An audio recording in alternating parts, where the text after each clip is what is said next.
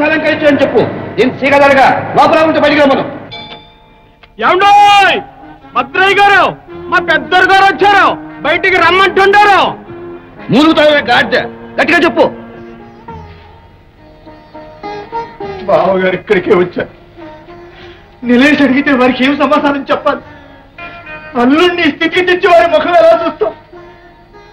అమ్మాయి అయినా ఉంటుంది, జరిగిందంతా మరిచిపోమ్మని మర్యాదగా బిడ్డను వారి చేతుల్లో పెట్టి పంపించేవారు. అన్న కట్నం ఇవ్వటానికి గతి లేని వాళ్ళైతే అమ్మాయిని పంపను, లేకపోతే దీన్ని సీగదరగా నడివీధిలో పెట్టి వీళ్ళు అంతు తెలుస్తా.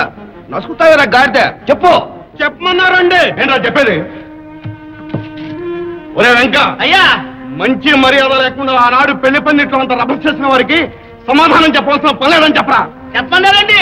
వీడి సమాధానం ఏవో కావాలి, ముష్టి సమాధానం. వీడే కావాలనుకుంటే ఇంట్లోకే వచ్చేవాడిని. పదాపా పండేందుకు ఆపుతాను. అప్పుడేదో పెద్ద పరువు గల వాళ్ళు, బియ్యం అందుకోదగ్గ వాళ్ళని విన్నాం, అందుకే సంబంధం ఒప్పుకున్నాం. అంతకు మించి కోడలు మహాలక్ష్మి, మా ఇంటి గడప తొక్కితేనే చాలనుకున్నాం ఆనాడు. ఈనాడు మీ యోగ్యత తెలిసాక ఏది ఏమైనా సరే అమ్మాయిని తీసుకుపోవడానికి వచ్చాం. చెప్పరా బుల్లెమ్మ గారి ప్రయాణం అని.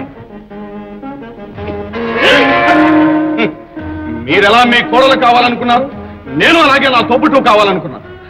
తల్లి లేని పిల్లకు ఏ లోటు లేకుండా అచ్చటా ముచ్చటా తీర్చాలనుకున్నా. ఇంత జరిగిన తర్వాత ఈనాడు కోడలు మహాలక్ష్మి అంటున్నారే కానీ ఆనాడు కావాల్సింది కట్నమే అన్నారుగా.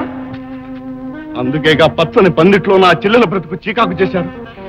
మాంగళ్యం ముడివేయనీయకుండా కొడుకును బలవంతంగా లాక్కెళ్లారు. ఇంత బ్రతుకు బ్రతికిన మమ్మల్ని 10 మందిలో తలెత్తు తిరగకుండా చేశారు.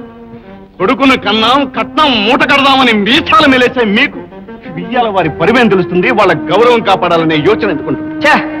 కట్నం కట్నం సడుగుతాయరా కుర్రకుంక. నీ బోడి కట్నం నేను తిని దిగదూర్చి వేసిన ఎంగిలిస్త్రాకంత చేయదురా. దీని సిగదరగా ఆనాడు నువ్వు చేసిన పనికి పోనీలను సర్దుకుపోకుండా ఒక పట్టదలుచుకుంటే మిమ్మల్ని అందరినీ కట్టగట్టి ఆ పందిట్లో పాతేసి ఉండేవంటరా. పిలవరా కొడాలని. రమ్మనడానికి ఈయనెవర్రా? ఆనాడు కాదని పెళ్లిపేటల మీద వదిలి వెళ్ళిపోయిన వాళ్ళ చిన్న అబ్బాయిగా రమ్మన్నా తీసుకెళ్ళడానికి. అప్పుడు చెప్తాం జరిగిందంతా. ఏమిటో వీడు చెప్పేది? వీడు అసలు జాతకం ఏంటో నేను చెబుతాను. కళతేస్తలేని చెల్లెలు చేతగానే దద్దమ్మలకు పడి ఇంట్లో ఏడుస్తూ ఉంటే పాపం ఆడపిల్ల అమ్మాయికురాలు కాలు దొక్కి కంకణం కట్టామే. ఆ పిల్ల బ్రతుకు ఏమైపోతుందో అన్న పెద్ద బుద్ధితో వచ్చాడు నా కొడుకు. అంత మంచి మనసుతో వచ్చిన నా బిడ్డ మీద అఘాయిత్యం చేస్తాడా వీడు?